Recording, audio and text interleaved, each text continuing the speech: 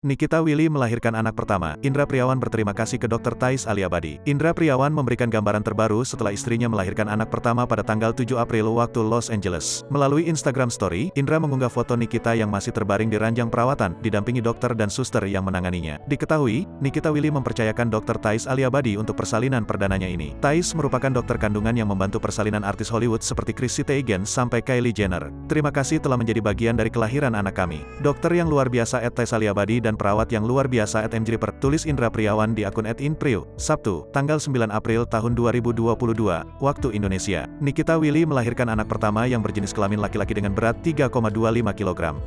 Persalinan berlangsung secara normal di Cedar Sinai Medical Center, Los Angeles, Amerika Serikat.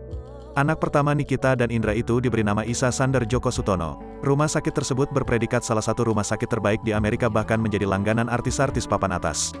Artis Jessica Simpson, Kim Kardashian, Kourtney Kardashian, Beyonce, Kate Hudson, Pink, Victoria Beckham pernah melahirkan di rumah sakit ini.